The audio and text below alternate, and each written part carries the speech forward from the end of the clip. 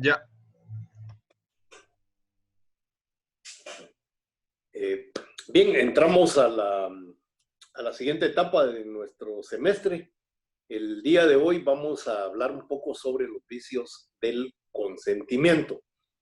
Cuando estamos hablando de vicios del consentimiento y abrimos nuestro código, nosotros lo que vamos a encontrar es que el código habla sobre vicios de declaración de voluntad. Entonces vemos el libro quinto del derecho de obligaciones, primera parte de las obligaciones en general, título 1 del negocio jurídico, capítulo 1, y luego dice de la declaración de voluntad. Y posteriormente en el capítulo 2 entramos a los vicios de la declaración de voluntad. ¿Por qué vicio del consentimiento y no vicio de declaración de voluntad? Vicio del consentimiento es mucho más amplia, mucho más extensa. Además de eso, cuando nosotros hablamos de vicios de declaración de voluntad, estamos restringiendo mucho lo que es una voluntad viciada. Mientras que cuando estamos hablando de vicios del consentimiento, pues entonces nos podemos extender muchísimo, muchísimo más. Y además, yo creo que es más fácil entenderlo desde la formación y la exteriorización de esa voluntad.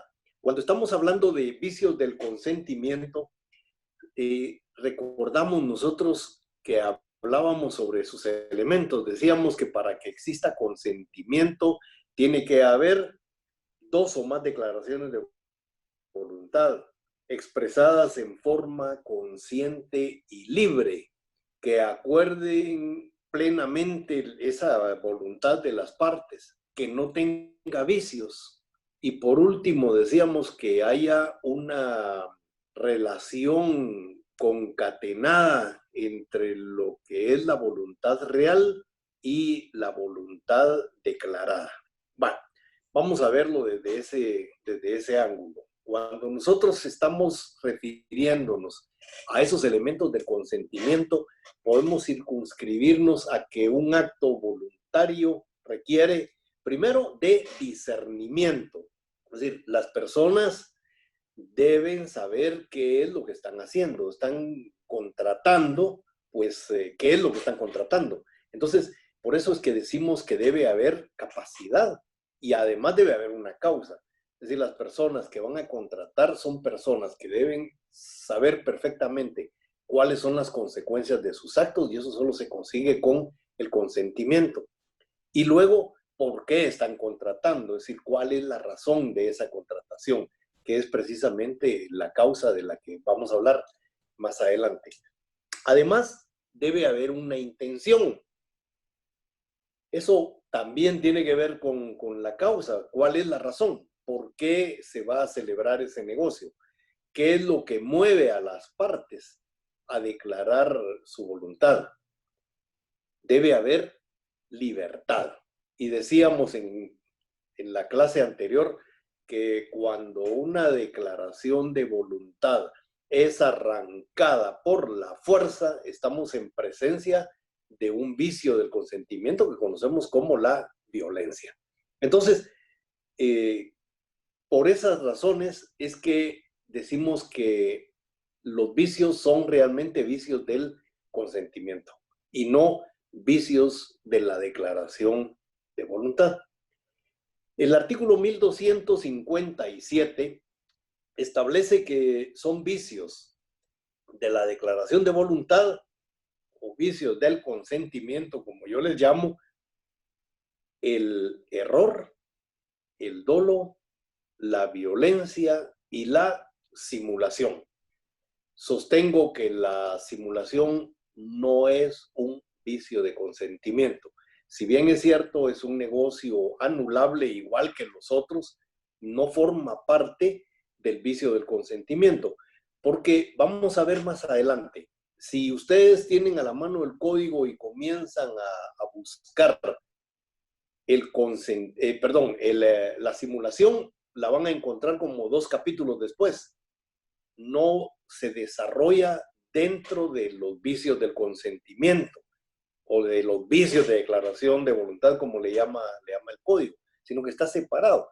Lo que pasa es que en los vicios de consentimiento, efectivamente, la voluntad de una de las partes está viciada, ya sea por error, por dolo o por violencia, porque haya sido arrancada a la fuerza.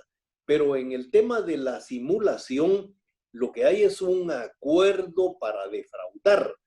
Las personas que celebran un negocio deliberadamente simulan ese negocio, se ponen de acuerdo para defraudar. Y entonces ese no es un vicio del consentimiento. Eso lo que es una declaración viciada por parte de los dos que se han puesto de acuerdo, que se han coludido para defraudar a un tercero. Entonces, por esa razón es que la simulación ni siquiera la encontramos en este capítulo. Lo vamos a ver más adelante. Bien, hoy vamos a hablar sobre el error. Tenemos muy poco tiempo para desarrollar esta clase porque luego pues abrimos a las preguntas y a las respuestas y entonces no puedo dar el dolo y esto tenemos que puntualizarlo muy bien. Bueno, cuando estamos hablando de error, nos estamos refiriendo a una equivocación que comete una de las partes. Pero esa parte no ha sido inducida, sino que se equivoca ella solita. Ella solita.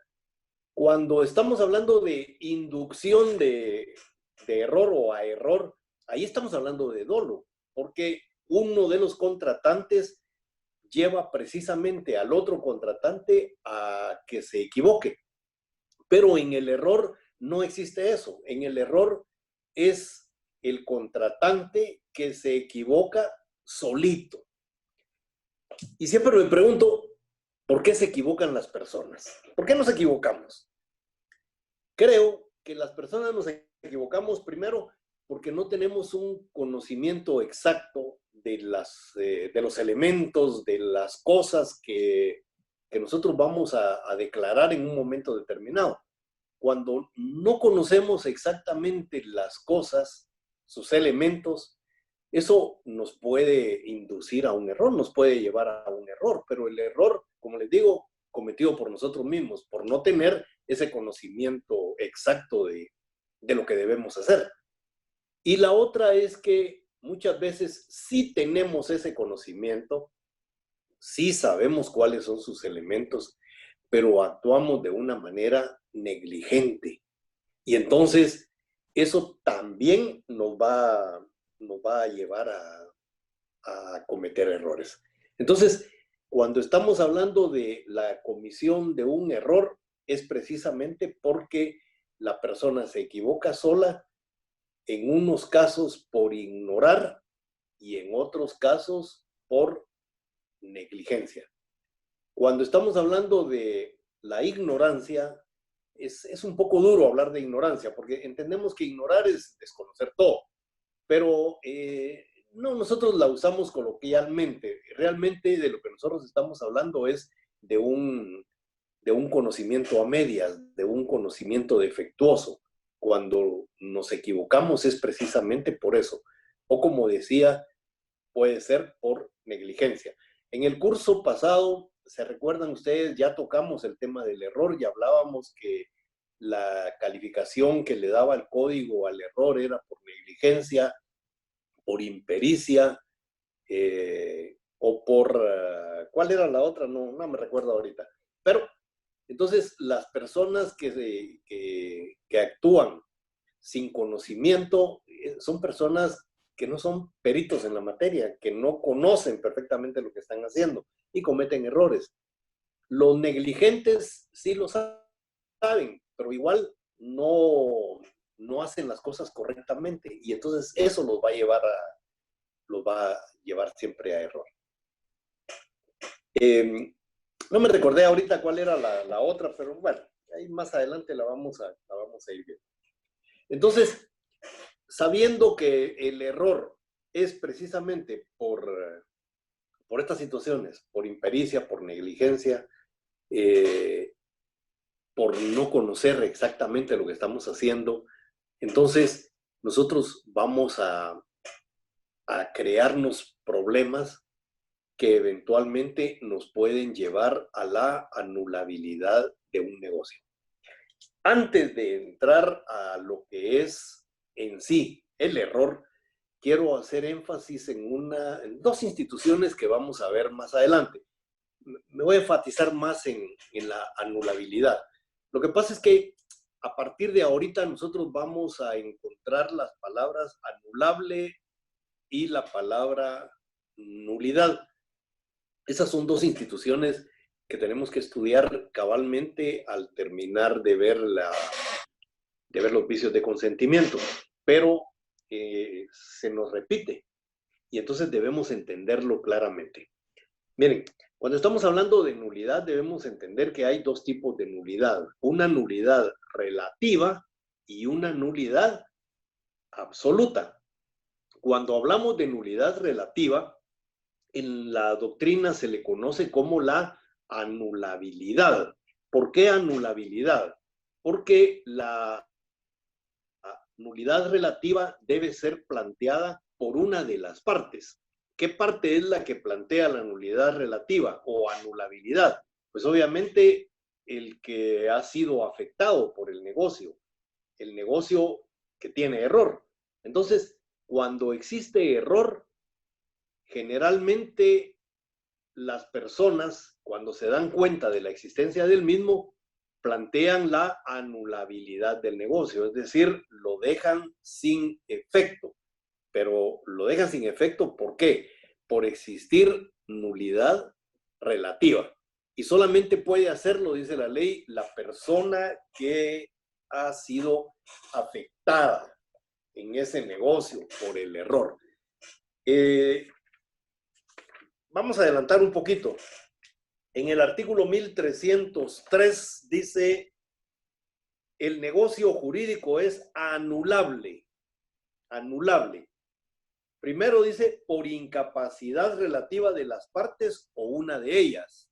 Y segundo, que es lo que nos interesa ahorita, bueno, las dos nos interesan, pero esa segunda que dice, por vicios del consentimiento. Y hago énfasis en esto. Fíjense pues, el código está hablando de vicios de declaración de voluntad. Y sin embargo, aquí nos está hablando el código de ¿qué? De vicios de consentimiento. Es decir, los creadores del Código Civil ni siquiera se percataron de eso. La corriente novísima que estaban incorporando al Código Civil, la corriente alemana, que habla de la declaración de voluntad, y entonces ellos meten declaración de voluntad. Pero luego se refieren ¿a qué? A los vicios del consentimiento y no a los vicios de declaración de voluntad. Bueno, solo quería acotar eso. Y por último, el artículo 1310 dice, la nulidad que se funde en vicios del consentimiento, fíjense bien, vuelve a mencionar vicios del consentimiento de las partes o de una de ellas, solamente se podrá intentar por la parte cuyo consentimiento está viciado o por quien resultare directamente perjudicado. Bueno, entonces, vamos a recapitular esto. La nulidad relativa la conocemos nosotros como anulabilidad y solamente la puede plantear, dice, una de las partes. Pero, ¿qué parte? La parte que fue afectada. Entonces, si una persona fue afectada, dice la ley que puede plantear la anulabilidad. Pero fíjense bien, digo puede. ¿Eso qué quiere decir? Que la persona que ha sido afectada por un vicio de consentimiento dice que puede plantearla o puede no plantearla. Es decir, si no quiere, si el negocio está viciado, pero quiere continuar con él, pues sencillamente no pide la anulabilidad, no plantea una nulidad relativa, sino que sencillamente sigue con el negocio. Y eso es lo que se conoce como la revalidación del negocio. Pero eso lo vamos a ver más adelante. Hoy solo doy una pequeña pincelada. Y luego tenemos la nulidad, que conocemos como nulidad absoluta. La nulidad absoluta, esa no nace a la vida jurídica. Un negocio que adolece de nulidad absoluta es un negocio que no nace a la vida jurídica.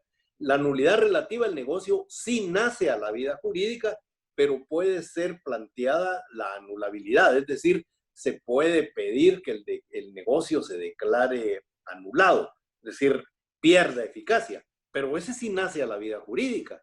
En cambio, la nulidad absoluta no nace a la vida jurídica. Es lo que en doctrina hemos nosotros estudiado como la nulidad de pleno derecho, o en latín, como le hemos llamado siempre a esa nulidad.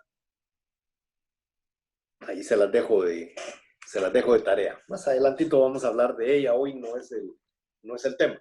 En el artículo 1301, si no estoy mal, vamos a ver, dice: hay nulidad absoluta en un negocio jurídico cuando su objeto sea contrario al orden público o contrario a leyes prohibitivas expresas, y por la ausencia o no concurrencia de los requisitos esenciales para su existencia.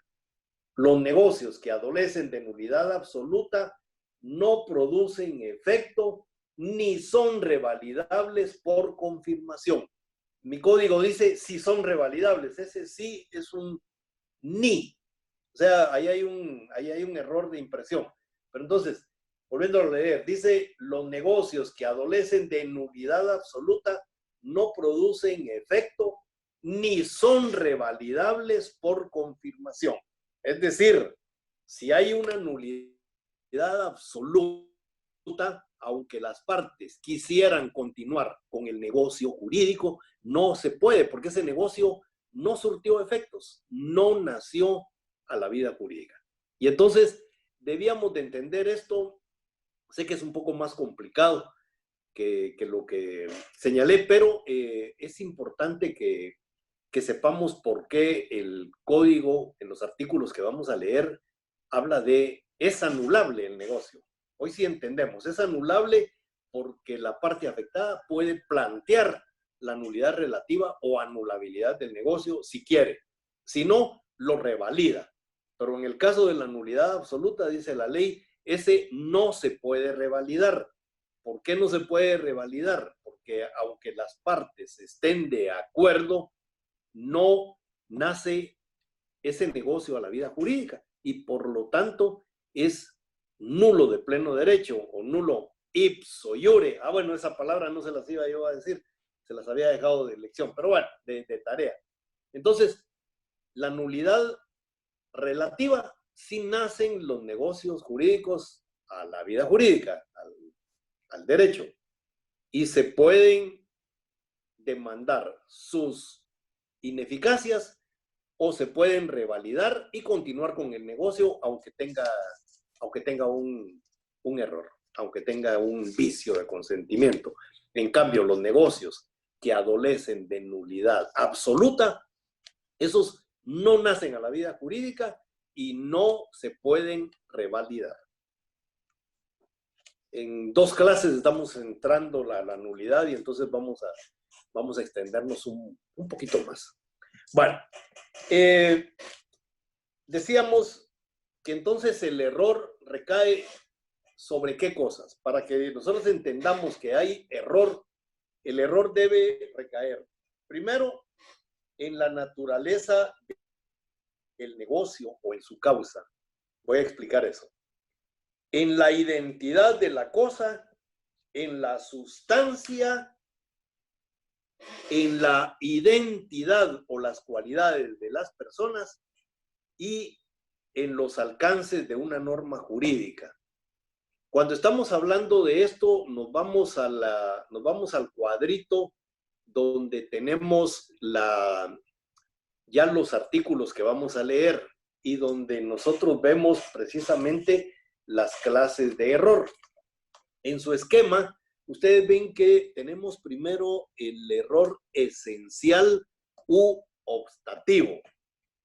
Cuando estamos hablando del error esencial u optativo, aquí a lo que nos estamos refiriendo básicamente es a la inexistencia de consentimiento. Cuando las partes celebran equivocadamente un negocio, ese negocio para uno es de una naturaleza y para el otro es de otra naturaleza. Y entonces ahí el error es esencial, es optativo. Ahí no hay consentimiento. Por ejemplo, si estamos hablando de una persona que cree que está celebrando un negocio de compraventa y el otro que lo que se está celebrando es un negocio de donación. Si ven ustedes, las naturalezas de esos contratos son totalmente distintas. Y entonces ahí no hay consentimiento. Son dos cosas totalmente diferentes. Ejemplos, bueno, yo casi siempre pongo este ejemplo burdo. Rubén Contreras tiene uno más técnico, pero entiéndanme este. Y me recuerdo que hace algunos años, pasando entre la municipalidad, el edificio de la municipalidad y el Banco de Guatemala, habían unas señoras ahí vestidas de blanco con unos gorritos así algo raros. Y me recuerdo que cuando pasé, una de ellas me dio un papelito. Nosotros por costumbre solemos recibir esos papeles, que generalmente son papeles de publicidad de algo para comprar algo. Y bueno, yo asumí pues que me estaban regalando el papel. Ya casi llegando a las gradas, a donde terminan las gradas para llegar al Banco de Guatemala, hoy el señor me dijo, mire señor, le están hablando. Yo, distraído como soy, no me había percatado de eso y entonces cuando veo a la señora corriendo detrás de mí y me dice, mire, me dijo, son 5 quetzales. Entonces en ese momento le digo, no, mire, aquí está su papel, pues no quiero yo, ese es su papel. ¿Qué fue lo que pasó ahí?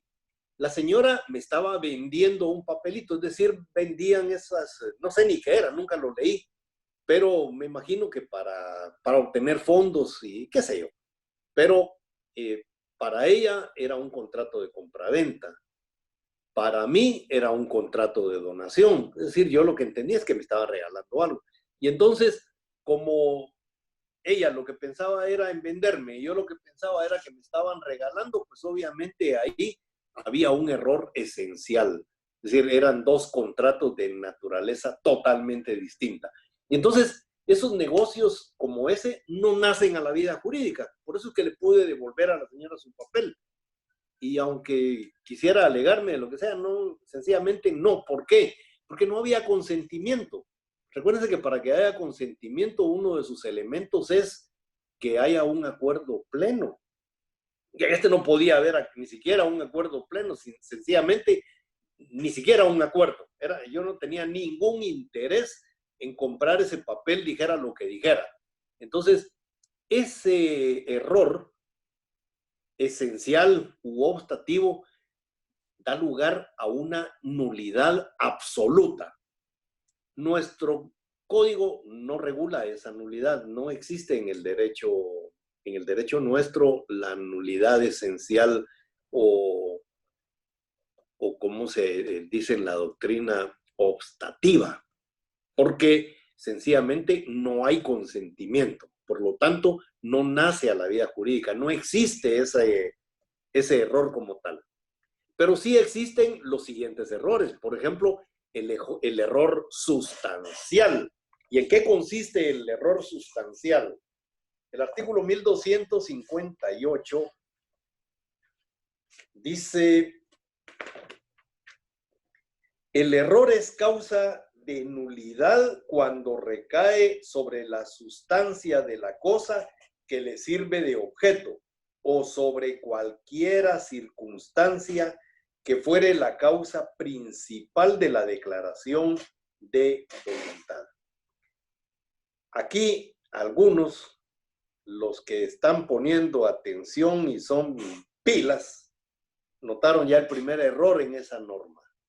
El artículo 1303, ¿se recuerdan ustedes? Dice que los negocios donde hay vicios de consentimiento son anulables. No dice que sean nulos, son anulables. Entonces, aquí tenemos un error en esta norma cuando dice el error es causa de nulidad. Ahí ustedes, entre líneas, corríjanlo. No es causa de nulidad, es causa de anulabilidad.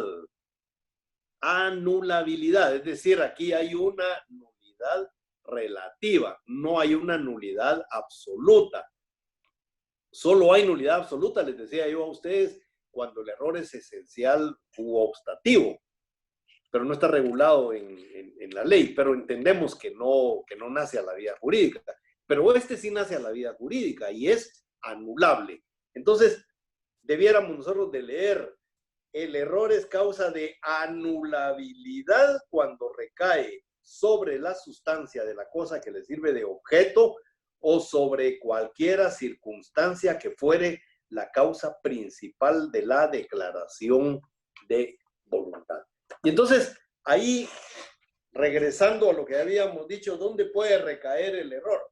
El error dice que puede recaer en la naturaleza. Ya vimos que eso causa nulidad, no está regulado en la ley, pero los demás sí. Dice en la identidad de la cosa. En la doctrina le llamaban eso al error incorpore, el error en el cuerpo, el error en la cosa. Si recae en la cosa, recuérdense que la cosa es uno de los elementos fundamentales de una negociación. Si el error recae en la cosa, ese negocio es anulable. ¿Cómo puede recaer en la cosa? Bueno, hace un rato, antes de comenzar la clase, estaba viendo yo ahí algunos videos del dogo argentino. Me encanta el dogo argentino, ¿eh? No hay en Guatemala, por lo menos yo no he visto. Si yo quiero comprar un perrito de esa camada, cuando me avisan que ya nacieron, llego, dicen que uno para escoger a un perrito no es nada más de quiero este, no, hay que ver algunas cualidades, qué es lo que yo busco. Y entonces miro uno que me llama la atención porque le veo más carácter, es el que se acercó a mí, y es decir, hay empatía, ¿verdad? Entonces le digo al dueño, mire, quiero ese perrito. Y entonces le pago por él y no me lo puedo llevar porque aún no está destetado. Espero a que lo desteten ya cuando tenga un par de meses, entonces ya lo puedo ir a traer. Y cuando llego, me dan otro, pero no me doy cuenta hasta que estoy en la casa, posiblemente ya lo tengo de un par de días, y entonces me doy cuenta que el otro perrito tenía algo distintivo, tal vez un lunarcito en algún lado, y este no lo tiene. Entonces me percato que me dieron otro. Ahí hay un error en la cosa. Eso da lugar, dice la ley, a la anulabilidad del negocio. Eso me permite llegar con el señor y decirle, mire usted, el perro que me dio no es el que yo le compré. Deme el que yo le compré, pero probablemente me diga, no, mire, es que fíjese que ese ya lo vendí. Entonces le digo, tampoco quiero este. Y anulamos el negocio. Pero pudiera ser que no era el que yo quería, pero este tiene cosas también que me llamaron la atención. Y me gusta el perrito, y entonces sé que no me dieron el que yo quería, pero igual, este me parece que satisface mis requerimientos y me quedo con él. Eso entonces es una revalidación. O sea, el negocio podía plantearse la anulabilidad, podía plantearse la nulidad relativa, pero decido continuar con el negocio tal y como lo habíamos realizado, aún a sabiendas de que existe un vicio, que es un error. Y el artículo 1259 dice: el error sobre la persona solo invalidará el negocio jurídico cuando la consideración a ella hubiera sido el motivo principal del mismo. Bueno, yo sé que aquí en Guatemala existe mucho talento y sé que hay algunos pintores de renombre internacional, pero no los conozco. Y de repente me llega un alumno que se llama, qué sé yo, Margarito Chitay. Y yo sé que hay un Margarito Chitay que es comalapense, que es un costumbrista, es decir, un pintor de paisajes, de edificios, de lugar, y que es muy, perdón, y que es muy famoso. Y coincidentemente yo tengo algunos implementos para la pintura.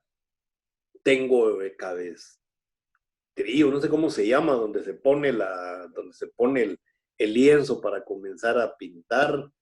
Tengo los óleos, tengo los pinceles, porque esos pinceles eran de mi tío que sí es dibujante y que sí pintaba, y es decir, él sí sabía de eso, yo no sé absolutamente nada. Yo no puedo hacer ni siquiera una línea recta con el auxilio de una regla. Entonces, menos voy a poder pintar. Y digo yo, eso se está perdiendo ahí en mi casa. Los óleos en un momento determinado se van a arruinar. Toda la manta esa que tengo para hacer los lienzos, el blanco España que se le echa, y todo eso se va a arruinar. Posiblemente el caballete, se me olvidaba la palabra, se va a picar. Y entonces digo yo, no, esto tiene que estar en manos de alguien que le puede servir. Y entonces, creyendo yo que tengo de alumno a Margarito Chitay, ese pintor comalapense, se lo regalo. Y un día me doy cuenta que ese está peor que yo. Ese no entiende ni su propia letra, y mucho menos va a poder hacer dibujos y va a pintar. Y me doy cuenta que no es el Margarito Chitay, que es el pintor. Entonces, ahí hubo un error en la persona. Entonces, si yo tenía eso y que lo tenía bien cuidado, aunque no lo estuviera usando, y se lo voy a dar a alguien que de repente lo va a ir a empeñar por alguna de sus bebidas electrizantes, estoy hablando de Gatorade o alguna de esas, no vayan a pensar mal. Entonces, ¿qué dice la ley? Que ese negocio se puede anular si yo planteo la anulabilidad. Entonces llegaría con él y le digo, mire usted, disculpe, pero me equivoqué. Yo creí que usted era pintor y que iba a hacer uso de lo que le estaba dando, y entonces quiero que me lo devuelva. Aquí no se aplica aquello de que el que regala y quita, ¿verdad? No, la ley está diciendo claramente que si el error recae en la persona y es determinante la persona, ¿recuerdan ustedes cuando hablábamos de las obligaciones intuito persona? Bueno, pues aquí también se aplica el intuito persona. Cuando la calidad de la persona está determinando la realización de ese negocio, entonces dice que ese negocio es anulable, se puede anular.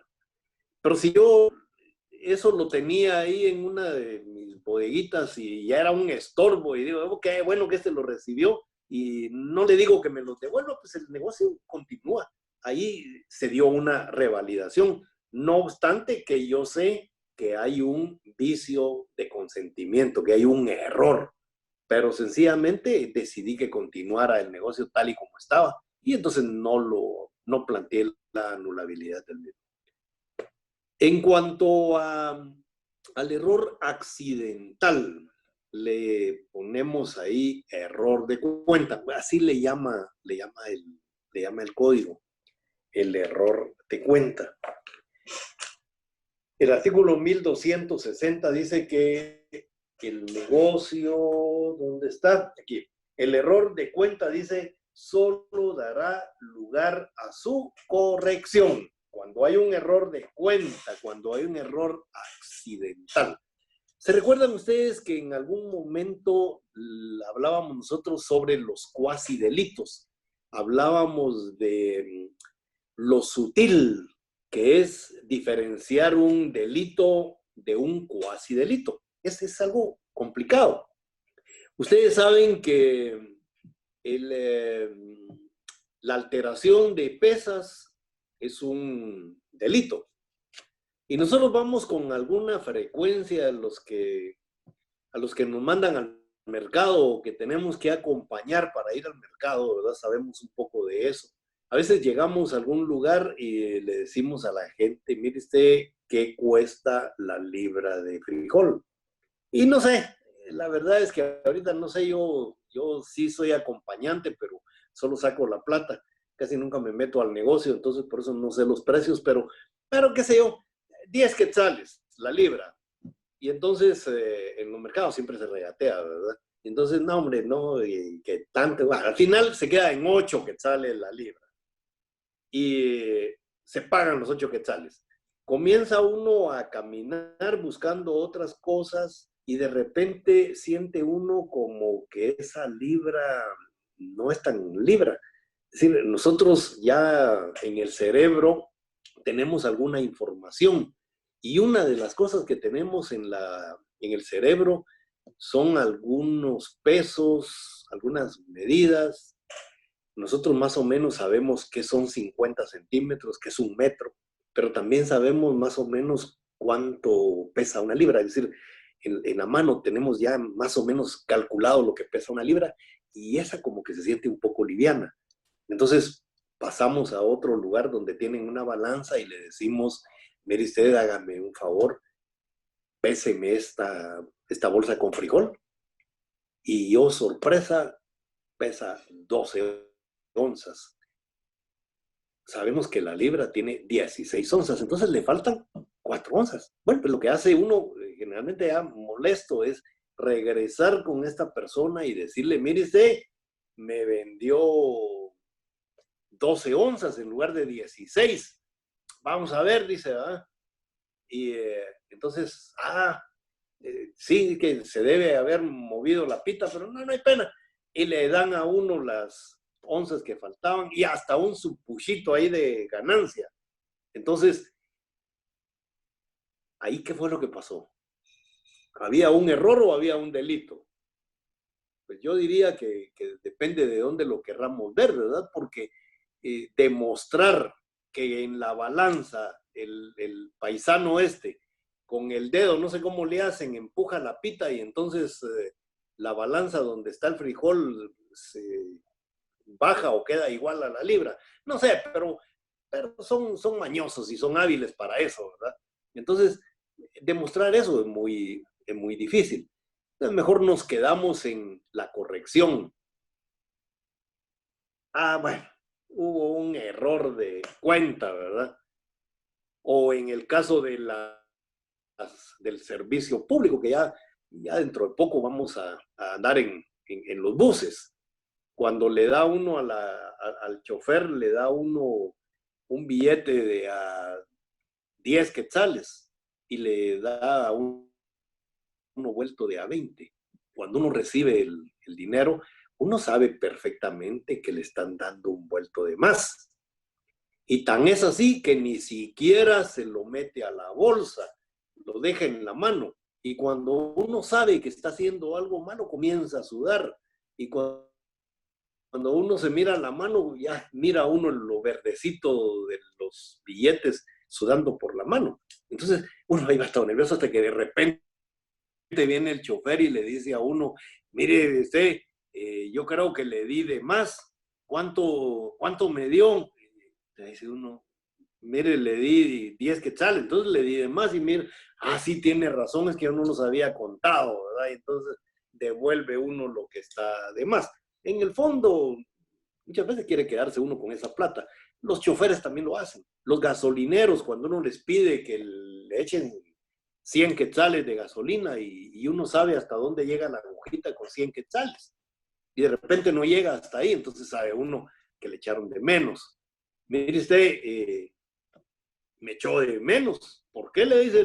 Porque mire, con 100 quetzales la aguja me llega a un cuarto y mire, me quedó en la mitad. ¿Y cuánto me pidió? 100 quetzales. Ah, disculpe que yo creí que eran 50 y solo le eché 50. Ahorita le echo sus otros 50, ¿no? Y se arregló el problema. Entonces, eso es lo que el código dice, el error de cuenta. Cosas que se pueden corregir, que no son tan graves, ¿verdad? No son tan serias. Y entonces, el artículo 1260, ese dice claro que cuando hay un error de esa naturaleza, un error accidental o un error de cuenta, como le llama, entonces dice que solo se corrige. Ahí ni siquiera se puede plantear la anulabilidad del negocio. Luego, estaba viendo que ahí en el esquema me faltó el error de derecho, aunque sí lo mencionamos, ¿verdad? Dijimos que había error en los alcances de una norma jurídica.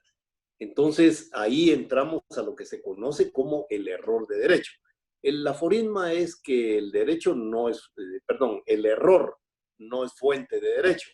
Y en el caso de cuando hay error en derecho, bueno, entonces aquí sí vamos a tener algunas consecuencias que ahorita no se las puedo leer. Creo que no tengo a la mano mi ley del organismo judicial. Sí la tengo. El artículo 4 de la ley del organismo judicial dice: actos nulos, fíjense bien, actos nulos, no nacen a la vida jurídica.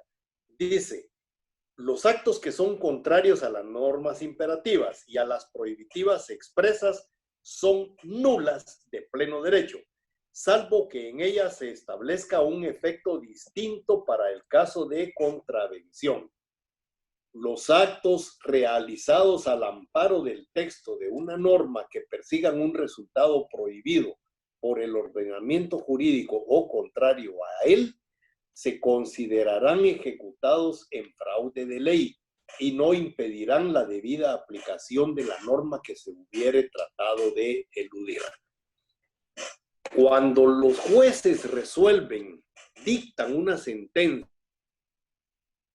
y se equivocan porque analizan mal la prueba, porque no entienden la norma. Ese es el gran problema de no entender la norma. Fíjense que cuando yo les he pedido a ustedes que interpreten norma, en el examen usualmente el resultado ha sido una respuesta mala. Y es porque no hemos entendido, porque probablemente nos hemos equivocado, porque no hemos sido lo suficientemente cuidadosos para analizar una norma. Entonces cometemos error.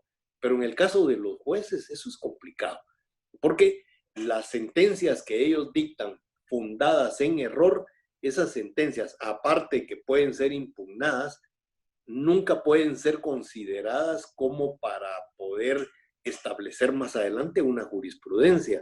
Es decir, una norma que está una resolución que está fundamentada en una mala interpretación de la ley, sin que exista, desde luego, dolo, sin que exista un deseo expreso de colusión entre el juez y una de las partes, porque ahí sí estamos hablando de delitos. Pero si fue una mala interpretación, entonces podríamos decir que eso es un error. Pero el error no es fuente de derecho. No porque el juez se equivocó, esa sentencia tiene que ser válida y mucho menos servir como fundamento para otras sentencias. Entonces, eso es lo que se conoce en doctrina como el error de derecho. Y por último, tenemos el error propio y el error impropio. Esto tiene que ver más con el elemento aquel del consentimiento que ustedes recuerdan que dice que tiene que haber congruencia entre la voluntad real y la voluntad declarada. Cuando estamos hablando de la voluntad real, estamos hablando de la formación, es decir, la voluntad real, o sea, la formación del consentimiento se da en dos etapas. Una, cuando mentalmente estamos formulando lo que nosotros posteriormente vamos a decir. Y entonces por esa razón es que uno siempre dice, piensen bien, porque después de que han pensado, después de que han formulado, viene la declaración. Y entonces, cuando la declaración está fundamentada en un mal pensar, vamos a cometer errores. Entonces, en la formación del consentimiento a nivel cerebral, ahí nos podemos equivocar. Si no tenemos los datos correctos, si no hemos puesto atención a lo que estamos haciendo, si hemos sido negligentes, si no somos peritos en la materia y nos metemos a hacer cosas que no debemos hacer, o si somos imprudentes, esa era la otra palabra que me faltaba, que se me había olvidado, la imprudencia. Entonces, vamos a hacer una mala formulación mental y posteriormente la vamos a declarar. Entonces, decimos que el error es propio cuando mentalmente nos estamos equivocando. Y es impropio cuando declaramos esa equivocación.